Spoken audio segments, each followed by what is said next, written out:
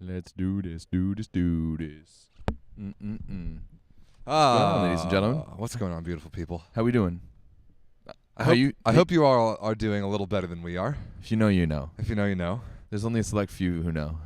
But welcome back. We are courtside. This is the Norceca Championship. We are in Charleston, West Virginia. Mhm. I'm Rob St. Clair. That's Everett Delorme. Howdy. It's quarterfinal time. It is. This is the nitty gritty. This is it. This is when you start getting down for all the marbles. There are marbles in play. There are Indeed. literal marbles in play. That's it. We've added stunts into the game today. Once a set, you can press the button and marbles will roll onto the other team's floor. I have a question. Why aren't we giving, like in Norceca Women's in Canada, they were giving maple syrup and stuff to the MVPs in the match. Why aren't we doing that?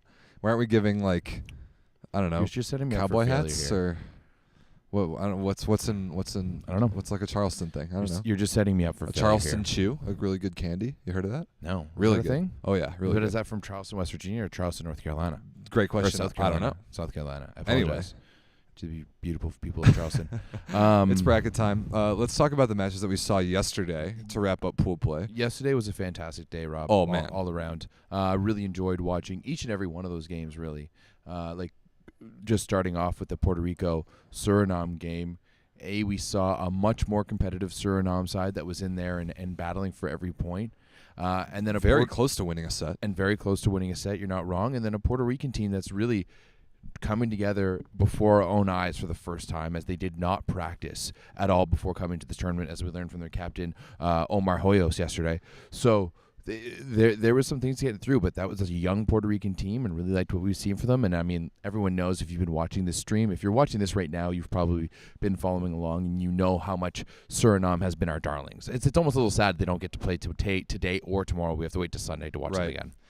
But Puerto Rico, like you said, now, once we talked to Omar Hoyos, it made sense, the improvement that they've seen over 3 days, because they've literally never played together before. Yep. Apparently, the Puerto Rican Federation prioritizes the National Club League, and then the players who are going to Europe professionally are already over there instead of playing for the national team, like in the Norceca Championship. Like, this is supposed to be a big tournament, so the Federation's priorities are interesting, let's say, compared to like the three VNL teams that are really sending all the resources. But It does make sense if you're not in the part of that Olympic qualifying process. Sure. Right? This Sure. is just another tournament at that point for them. And they've got a lot of young guys that are getting quality touches that are going to be important for later. And like, we really have seen the improvement of Puerto Rico. Clifton Lawrence looked terrific yesterday. Yes. Omar Hoyos looked good. Jamal Ellis at opposite looked good. Kevin Rodriguez, the setter, looked good. Like, the Puerto Rico is improving before our very eyes. Especially Lawrence. Especially Clifton That was Lawrence. definitely his best performance yesterday, and that's what we've been waiting for from him. He's been a little bit quiet so far. We know he's making that adjustment to playing on the left, and it sounds like he didn't get maybe a lot of time. I'll have to go back and look at some stats from either the Final Six, from Pan Am Cup in Guadalajara, to see if he was playing on the left or the right there, because it seems like it's been pretty new to him here in Charleston. I'm pretty sure he was playing on the left in the game that I think I watched them play the USA. True. In that event, Guadalajara, and I was surprised to see Lawrence on the left. So it's a process, and I thought he looked awesome yesterday. He did. So Puerto Rico, by winning that match, did advance to the bracket. Yes. Surinam, the only team not in the bracket of 6 teams. So Puerto Rico will take on the Dominican Republic later tonight. And, I mean, let's just jump in right to the next one, Rob. Dominican Republic, I don't think either of us picked them. No. That was our first bad pick of the tournament. We both picked Mexico 3-0 yesterday, but you can't blame us. Nobody could have seen that. Nobody could have seen that coming from the Dominican Republic. That was a 180-degree turnaround. The fact that they beat Mexico earlier this year maybe would have said that. Maybe if we had done just a little bit more research, we would have seen that. But still, it was a much different Dominican team than we saw on Tuesday night. That's for sure. In the best possible way. The best possible way. You said yesterday during the broadcast that was the best Dominican men's match you've ever seen. Yes. And it's hard to disagree with that. Like, that was a legitimately good team that we saw yesterday. Completely different than the team we saw like sleepwalk and get 3-donged by Canada on Tuesday. But like, Dominican looked good, and it wasn't even Tapia necessarily. No, Cruz and Lopez were two outside hitters on the outside. Rosario was real solid down the middle, and I think a lot of credit goes to Arredondo with the way that he ran that offense, with the way he set the ball. He looked completely different. He did. I thought maybe they brought in his twin, a clone or something. but he was fantastic. It was a lot of fun to watch, and that game in general was just a lot of fun to watch. A lot of just good rallies, Yeah. a lot of digs, good blocking all Chest around, and Mexico just learned how to strap it on. Mexico really struggling so far. They've got a bit of a mix of a roster here. Not all of their guys are around that we saw them play last year at the World Championships, and then I got to see that at Pan Am Cup. So they're working through it, and there's definitely just a disconnect, and there's something missing for Mexico right now. For me, it's the outside hitter position. Yeah. They have used all 4 of their guys. There's been zero consistency. The leashes have been extremely short, and it's difficult to get a rhythm. It's difficult to feel confidence when you feel like if you make 1, maybe 2 errors, you're getting the yank. Now, like, at the same time, the coach needs to get production from that position, and it hasn't happened yet. But No. like, I think in a game like today, when Mexico's going to take on Cuba, a very difficult matchup, I think you just got to pick guys and give them a longer leash, at least give them a chance to kind of get into the game and figure it out, even against a very good opponent. But that's Mexico's issue to me right now, because Baca, their opposite, was okay yesterday. I think he was okay. I thought he was pretty outstanding. I think he had like 19 points. Yeah, he led him in scoring, but that's because Mexico was invisible on the left side. And down the middle as well. They got beat down the middle Really by down the a middle. 20-year-old and a 19-year-old to the Dominican Republic, and that was a match. Dominican Republic. Never mind. Yeah, I'm sorry. the Puerto Rican kid is the really young one, but I was surprised to see Mexico struggle in the middle like that. So their offense needs a bit of an overhaul. They need production from more than just one guy, but we know they're a good first contact team. Yeah. They also did not serve the ball well. They did not. So it's going to be, we'll talk about their game moving forward, but hoping to see a little bit more from Mexico. But on the other side, congratulations Dominican Republic. They really earned that win. Totally. They were the better team yesterday for sure. And a complete turnaround in the best possible way. Honestly, I was kind of dreading watching them. If they had played another game like the one they played against Canada, I would have been in a bad mood after watching that. But I was in a very good mood after watching that because it was good volleyball. Absolutely, without a doubt. And then moving on, Rob, to what was last night's main event, and USA versus Cuba. To be honest, like just an all-time classic there. Great match. In terms of Norceca matches, just in general, just a fist fight all the way to the end. USA wins the first 2. Cuba wins 3 and 4. You go to a set 5. Cuba goes up 8-4 at the switch. Everything's rolling, but then you can't stop the USA. You just can't stop the beat. They come back, and it was really something something special to be a part of. Couldn't have said it better. It was special to be a part of that. That was by far the best. It was the best Norceca match I've ever seen. Yes. This is my first Norceca event being in person, but I've obviously been following it for a while, and that was the best Norceca match I've ever seen. It was definitely the best, like most successful broadcast we've ever done by a long shot. Yeah. Like not even close. But the level of volleyball, dude. The level of volleyball was just so high. It delivered exactly what we wanted to see out of those 2 VNL teams. We got good Cuba last night. We got good Cuba. We got focused Cuba. And we got new Cuba. And we got new Cuba. The Cuba that fights back. The Cuba that scraps. The Cuba that plays defense. The Cuba that doesn't argue every call. Like, it as a Canadian fan, watching that Cuba last night, I'm like, scary. Right? But you don't want to see the USA in the semifinals. So, Cuba's not there yet, but we'll talk about that in a second. But that was the Cuba I've wanted to see for a long time, and it was amazing to see it in person. Christian Thorndike set an outstanding match. Really solid match. Really good. If you can do that consistently, like that obviously has always been Cuba's question mark. Dude, if he can do that consistently, Cuba just becomes a whole lot more dangerous. Because then you have the depth. Like, having Tabuada come off the bench is not a bad scenario, especially with his blocking that we saw in the second match there. He's a fantastic blocker, so he brings some different looks. And Melgarejo. Well, that's the thing, is you start having that depth.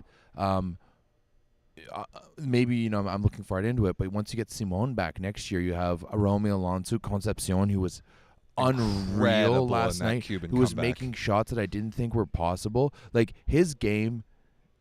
He's taken his game to another level. Like, Romeo Alonso has always been good. He's always been their number one option. He's always been their guy. And that progression of where he is now compared to when I first saw him, and everything I'm like referring back to like 2019 and when I saw them in juniors and stuff a little bit before that. But everything for Romeo Alonso is in line. It's like, yes, he got bigger. He got stronger. He just got a little bit more with it. He got a little bit more professional. He's physical, dude. But Concepcion has always been a guy who's been able to bounce the ball. Like, I remember Concepcion, and it was just like he's going to be impressive in warm-ups, and he's going to be, like, just nowhere when it comes to game time. But he's starting to put his imprint on the game and adds that second option. And offensively, the way they run it, like, it's just classic Cuba. He's just like a little bit higher, and he gets to go get it. And his swing is so late and it's so delayed that it messes up blockers' timing. But he goes cross-body really well. He can cut it off. It was amazing by him. Also, Marlon Yant last night was unbelievable. Oh, He hit a ball. Yant. He hit a ball on this side that was set so far off the net and outside the antenna that we didn't think that taking a swing on that ball was even possible. It wasn't even that. It was how he hit it here. Yeah. And how he hit it. The ball came down, and he hit it low so that it could just barely go off the net. And he ripped it, and it completely caught the American defense off guard. Caught us off guard as well. So that was awesome. Cuba, super, super good showing. They put the world on notice. But the United States with a significant gut check, going up 2-0. I mean, we talked to Eric Shoji and TJ DeFalco after the match. They both kind of said that the U.S. lost focus and didn't play their best game in sets 3 and 4, but I honestly would give Cuba the credit for that. Yeah. Cuba with their backs against the wall, down 0-2. Like we said, old Cuba would have laid down and died. New Cuba came all the way back and pushed it to 5, so I give them the credit. But the United States down 8-4 in the 5th with a lot on the line. A lot on the line. Like a day off today. Yep. A significantly easier semifinal, like a lot on the line, down 8-4. They just made it happen. They made it happen. And that swing by Aaron Russell to win the match off a bump set inside 2 blockers, like 8 feet right on the sideline, cross court, was one of the nastiest game-winning swings I've ever seen. Incredible. It really just went down to the wire, and you saw both teams battling, which was awesome. TJ DeFalco had an absolute monster game, 6 blocks out there on the outside. Definitely he was beat really Herrera in that one-on-one matchup. Yeah, he did. I mean, he got Herrera subbed off with those 2 huge back-to-back blocks in the 4th set. So that was massive. You really just Team USA played like the second best team in the world, and obviously they're going to sit there and say, we didn't take care of the ball on our side, but that's the type of pressure that Cuba can put on, right? It was just maybe a few key errors down the stretch there in the 5th set, but then the USA is just the USA. This team is so veteran and so good that they're never down and out, right? They've been to how many VNL finals in the past 2 years? Like they have like three silvers since 2019. Like they're right there with the best teams they're right there as one of the best teams in the world. So, and with that win, the United States, like I said, they completely set themselves up for just a golden path, at least to the final. Not to win the tournament, because whoever they play, almost definitely the winner of Canada and Cuba. Whoever they play in that final it's going to be a good match. But they got to get there first. There's a semifinal first. Is there? Hey, So the bracket is set. Stranger things have happened. The bracket is set. It's going down behind us, starting at 5 p.m. Cuba will take on Mexico. That is the first quarterfinal. And then after that, the Dominican Republic will take on Puerto Rico. Cuba versus Mexico is 2 teams who are in different places. Yeah, but because they're in different places and because of how both of these teams are, this one may go longer. I think Cuba's still going to win it, but Mexico, they're what Cuba hates. That is a tricky play style counter. This isn't going to be a bang, just like straight side out game. Like we had very few rallies last night with the USA. There was that one really where it's the 5th set where Yonder Garcia made a bunch of plays. When Garcia was amazing, right?